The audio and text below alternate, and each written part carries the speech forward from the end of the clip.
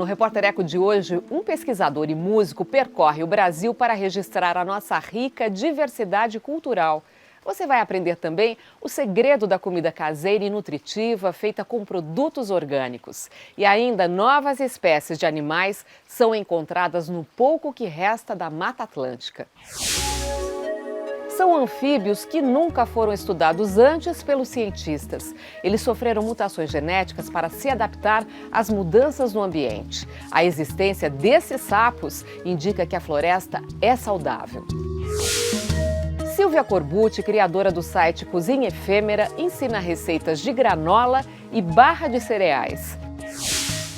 E Alfredo Belo viajou pelo país para gravar as festas e danças tradicionais que estão desaparecendo de várias regiões.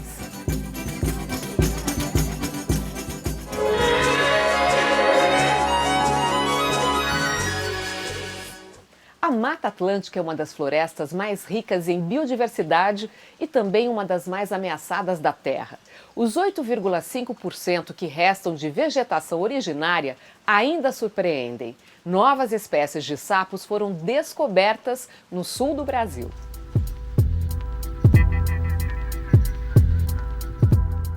As cores são vibrantes, laranja e amarelo. Às vezes, eles são um pouco mais discretos, com as costas esverdeadas. Estes sapos, documentados em fotos, foram descobertos no topo da serra, em região de Mata Atlântica, no Paraná e em Santa Catarina. O biólogo Luiz Fernando Ribeiro integra a equipe que participou da pesquisa. Trabalho em parceria com a Universidade Federal do Paraná, Mater Natura, um instituto de estudos ambientais, e Fundação Grupo Boticário. Ele conta que as 7 espécies descobertas só ocorrem no bioma Mata Atlântica e em altitudes que variam entre 800 e 1.400 metros. Ao longo dos anos, elas tiveram que se adaptar para poder viver neste ambiente e, assim, são um pouco diferentes dos outros anfíbios. Eles não precisam de água para se reproduzir, eles se reproduzem no chão da mata mesmo. O desenvolvimento deles é direto, eles não passam pela fase de girino, né, que normalmente os anfíbios passam. Outra característica também é que eles tiveram redução no número de dedos. Como eles vivem no chão da floresta, não precisa subir, não precisa... os dedos não são muito úteis. Outro detalhe importante, conta o biólogo: cada nova espécie se tornou exclusiva de uma montanha. A gente nunca encontra 2 espécies juntas. Mais ou menos como Darwin encontrou nas Ilhas Galápagos os tentilhões, que eram os pássaros, né, em cada uma das ilhas. As espécies descobertas estão entre os menores animais vertebrados terrestres do mundo. O tamanho delas pode variar de meio a pouco mais de 1 centímetro, assim como esta semente. Elas vivem escondidas sob as folhas que caem das árvores na floresta atlântica e são espécies muito sensíveis às mudanças climáticas. Qualquer alteração que possa ser provocado pelo homem, como por exemplo destruição da mata, alteração do solo onde eles vivem. O biólogo Luiz Fernando Ribeiro fala do que essa descoberta representa. Se a gente conservar as espécies de sapinhos, a gente pode estar conservando muitas outras espécies que não são conhecidas ainda e outras, né, que a gente já sabe que existe, mas que necessitam de proteção.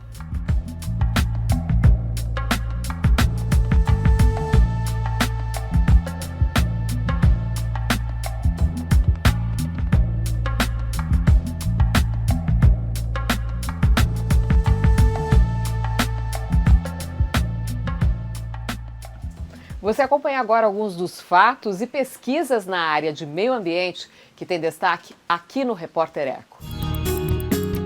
A Terra terá temperaturas muito elevadas entre 2015 e 2016. É o que informa o relatório publicado pelo Serviço Meteorológico Britânico. A previsão é de que os últimos 3 anos estarão entre os mais quentes já registrados no planeta desde quando começaram as medições. A causa é a intensificação do fenômeno El Niño, que provoca o aumento da temperatura das águas do Oceano Pacífico, associada ao aquecimento global. A mudança climática, a pesca excessiva e a poluição reduziram pela metade a quantidade de animais marinhos. O fato aconteceu entre 1970 e 2012. Na lista estão centenas de espécies de peixes, como o tubarão, topo da cadeia alimentar. O alerta é da ONG ambientalista WWF. No espaço de uma única geração, as ações humanas afetaram gravemente os oceanos. Novo relatório do IPCC, o painel de cientistas da ONU sobre mudança climática, deve sair em 2020. O grupo foi formado em 1988 e já produziu 5 documentos. O objetivo é apontar medidas para reduzir os impactos e mostrar caminhos para a adaptação às alterações do clima. Em reunião no Instituto Nacional de Pesquisas Espaciais em São José dos Campos, interior de São Paulo, especialistas de 52 países discutiram os desafios e sugestões. As propostas vão integrar o 6º relatório científico das Nações Unidas. Antropólogos do mundo todo analisam o que pode ser uma das maiores descobertas da história. Um grupo de pesquisadores encontrou na África do Sul fósseis de uma nova espécie do gênero humano. São 1.550 ossos de 15 indivíduos, que seriam nossos primos distantes. A espécie, batizada de Homo naledi, que significa estrela na língua Soto, teria vivido entre 100 mil e 4 milhões de anos atrás. Eles fariam uma ponte entre os primatas bípedes mais primitivos e os seres humanos. E aguarde só um instante porque tem mais. Conhecer para preservar. O produtor musical Alfredo Belo registra as festas e danças populares brasileiras. E a seguir, comida nutritiva feita em casa. Aprenda a fazer granola e barra de cereais com Silvia Corbucci. O Repórter Eco volta daqui a pouco.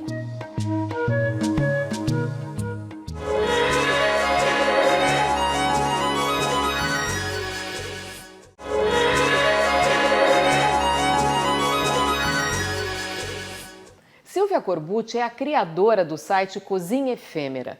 A proposta dela é fazer em casa pratos nutritivos com ingredientes orgânicos da estação e com produção local. Hoje, ela vai ensinar as receitas de granola e barra de cereais.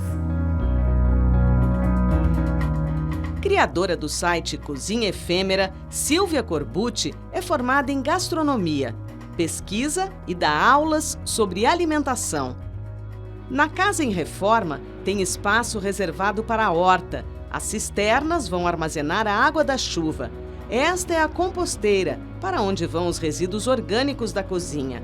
Silvia é adepta da alimentação crua, à base de verduras, legumes, frutas, sementes, castanhas e grãos germinados. A alimentação crua, para mim, foi uma maneira que eu encontrei de conseguir me alimentar da maneira mais em paz com o meu corpo possível. Então eu como à vontade até eu ficar satisfeita, e eu sou gulosa, e não engordo com isso e também não tenho problemas de saúde. Vamos aos ingredientes da granola crua. Sementes e castanhas passaram a noite de molho para acordar os nutrientes. Tem que escorrer a água antes de colocar no processador de alimentos as nozes, castanhas do Pará e amêndoas. No liquidificador, não dá certo. No recipiente que acomoda essa mistura, entram figos secos picados, uvas passas brancas e pretas, sementes de gergelim, pólen, pedacinhos de cacau e goji berry, esta frutinha seca asiática. As sementes de girassol e de abóbora têm que ser enxugadas com pano de algodão. O toque final, canela em pau e noz moscada, raladas. A granola tem que ser conservada em geladeira. Dura cerca de 5 dias. Não leva aveia nem açúcar, ingredientes predominantes na maioria das granolas industrializadas, que também contém sal. Fica uma delícia, só não vale abusar da quantidade, porque as frutas secas são muito doces e fazem subir o nível de açúcar no sangue rapidamente. Essa coisa do alto índice glicêmico, na verdade, ele está muito relacionado com o alto consumo de carboidratos, né? Carboidratos de toda sorte, desde açúcares simples, como o açúcar, aquele pó branco, né? Até açúcares mais complexos, como, por exemplo, o açúcar que mora dentro dessas frutas secas que está super concentrado que a gente usou aqui. Tem muitas evidências provando que não só um alto índice de carboidrato na nossa dieta está causando uma epidemia de obesidade, de diabetes e de várias outras doenças, como agora tem pesquisas mais novas dizendo que também está muito relacionado a demências senis e demências não senis, jovens também. Sabe aquelas barrinhas de cereais que as pessoas costumam levar para a escola ou para o trabalho? A Silvia vai preparar uma para a gente, mas nem pode ser chamada de barrinha de cereais, né? Isso, essa barrinha aqui é uma barrinha que vai levar castanhas, sementes e frutas secas. Os ingredientes são a tâmara premium, esta grandona, ou a comum, ameixa seca, uva passa, castanha do Pará e sementes de gergelim. Tudo vai passar pelo processador. Depois a massa é moldada com as mãos numa forma forrada com papel manteiga. Aí é só desenformar e cortar. Mas atenção, essas barrinhas são bem calóricas. Para Silvia Corbucci, evitar produtos industrializados é fundamental. Em geral são todos cozidos, a altas temperaturas, pasteurizados, né, altíssimas temperaturas, sob pressão. Então tudo isso faz com que o alimento perca muita vitalidade e perca muito nutriente. Ler rótulos, investir em alimentos frescos, orgânicos, produzidos o mais próximo possível da sua casa, reservar tempo para cozinhar. Ela aposta em tudo isso. Então você precisa dedicar tempo da sua vida para que sua vida dedique tempo a você.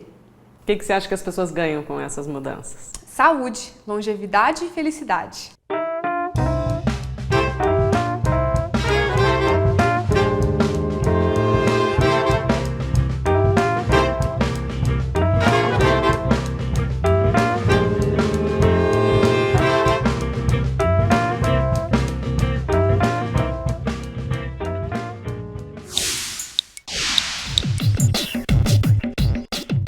Está em tramitação no Senado projeto de lei que, se for aprovado, permitirá à Petrobras aceitar em até 30% a participação de empresas privadas e em permitir que elas atuem nas áreas do pré-sal e de lá retirem petróleo.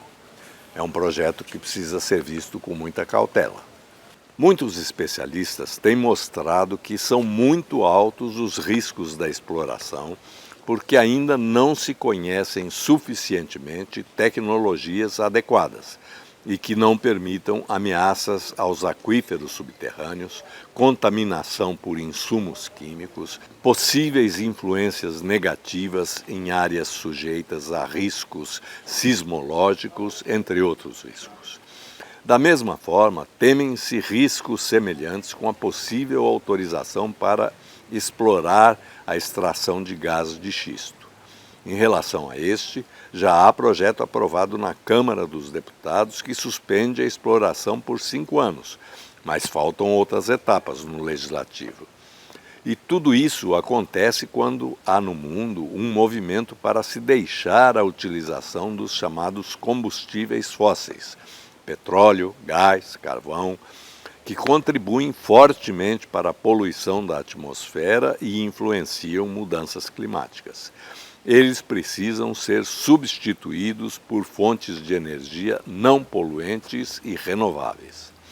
Não bastasse tudo isso, incertezas sobre o futuro do petróleo já levaram as cotações do combustível para o menor valor desde 2009. Com queda superior a 50% sobre os preços de poucos meses atrás. A economia precisa caminhar passo a passo junto com as preocupações sobre os riscos de vida no nosso planeta.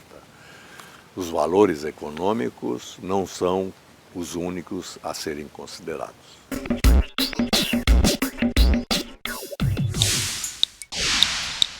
Chegou a hora das imagens que a gente escolheu para você na internet.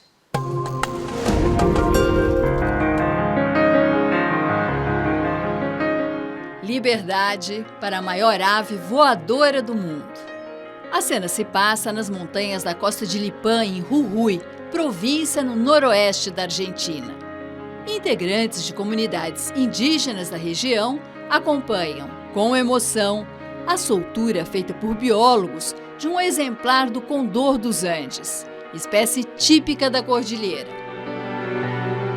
A ave foi resgatada depois de levar um tiro dado por caçadores ilegais. Ficou longo tempo em tratamento em um santuário ecológico até a recuperação total.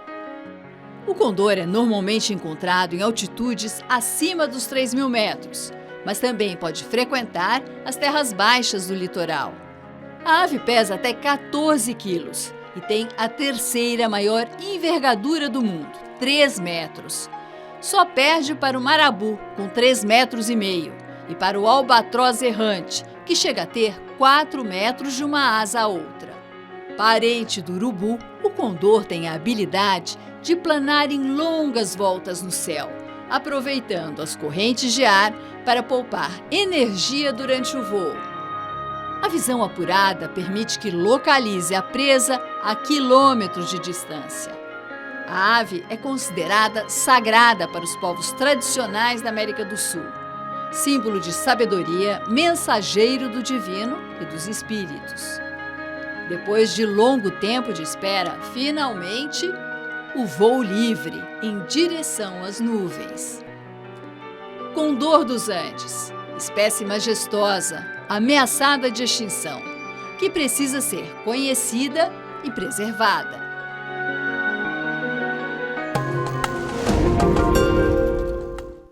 E a seguir, a riqueza cultural do Brasil.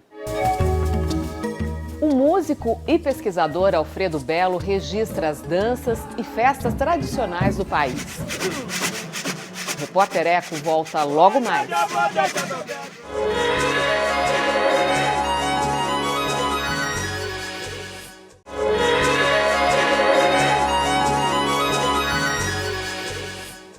O Brasil tem uma rica diversidade cultural que é pouco conhecida e preservada.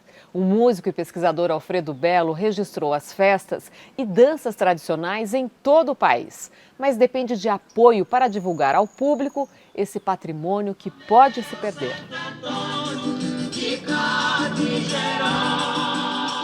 Na estante, um acervo com 13.000 vinis. No toca-disco, um LP reproduz fielmente música tipicamente brasileira. E no computador, mais de 2.000 horas de imagens gravadas de grupos populares tradicionais que resistem bravamente. Isto é parte do universo do mineiro de 43 anos, Luiz Alfredo Coutinho Souto, conhecido no meio da produção musical independente e eletrônica. Sou músico, pesquisador, DJ, produtor. O baixista, que já tocou em big band e em orquestra de música erudita, mora hoje em São Paulo, mas cresceu e descobriu sua grande paixão na capital do país. Foi em Brasília que ele trocou o curso de Sociologia pelo de Música e começou a descobrir a chamada cultura popular. As músicas demoram séculos para serem, essas tradições para serem chegar nesse formato. Elas são de misturas de povos antigos, porque por mais que o Brasil seja uma área de povoação de misturas só a partir de 1500, mas assim, há quanto tempo tem as culturas indígenas? Milhares de anos. As africanas que vieram, as europeias são as mais novinhas. Em 2000, Alfredo Belo começou a fazer um grande mergulho pelo Brasil para conhecer várias manifestações de folclore regional. Com recursos próprios, viajou para vários estados e documentou em vídeo expressões culturais de comunidades locais e tradicionais, como as festas de Congado, também conhecido como Congo ou Congada.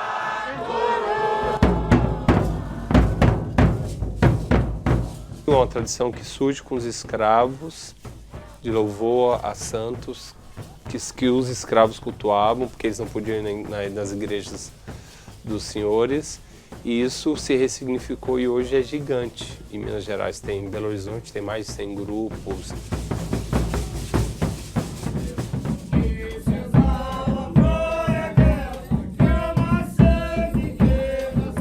O músico conta que se surpreendeu ao registrar o mesmo folclore no interior do Rio Grande do Sul. A gente fala que o Sul é a Europa brasileira, tem toda uma tentativa de diminuição da cultura negra, né? Não que uma seja mais importante do que a outra, mas é questão de dar o valor mesmo. E essas festas de congada existiam muitas no Rio Grande do Sul.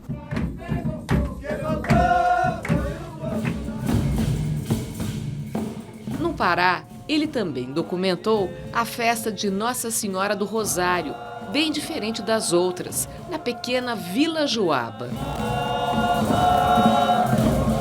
Que é uma alvorada numa igreja, que é a mistura mais impressionante de Johann Sebastian Bach com África.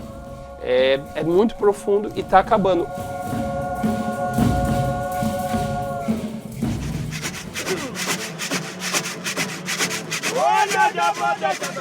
O músico, produtor e pesquisador se mostra preocupado com o desaparecimento de algumas destas manifestações populares.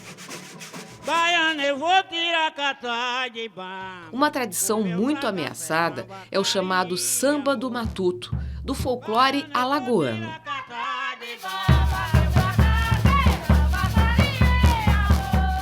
Uma tradição praieira, ou da região praieira de Alagoas e Pernambuco, secular, que teria alguma relação com maracatu, que tem poeta.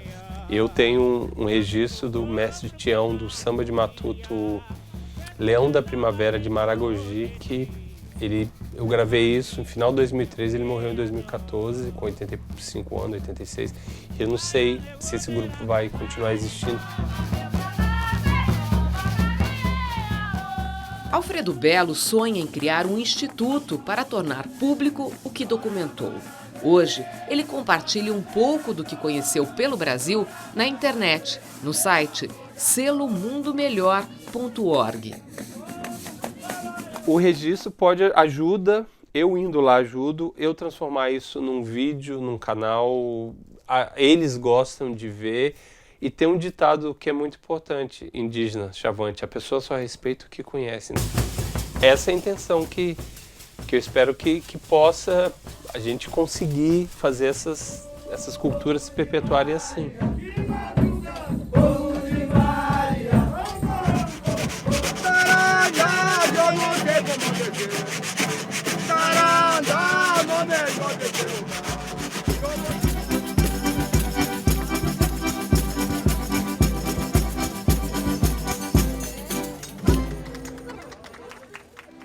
Se você quiser rever as reportagens, entre no nosso site, anote os endereços na internet, cmais.com.br/repórtereco. No Facebook é só curtir a página facebook.com/repórtereco.